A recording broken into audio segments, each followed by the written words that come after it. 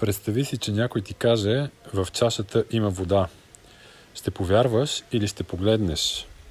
Странно е, че за една чаша проверяваме, а за решения, които отнемат години от живота ни, не проверяваме нищо. Напоследък си давам сметка, че съм бъркал две неща. Позитивното с критичното мислене. Докато позитивното мислене казва: всичко ще бъде наред, критичното мислене пита: на какво се основава това? И това, което започнах да правя, е да проверявам повече. Не защото не вярвам на хората, а защото много уважавам времето си.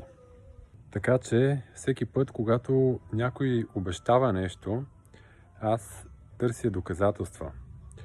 Когато някой обвинява друг човек, аз се старая да потърся гледната точка и на другия човек.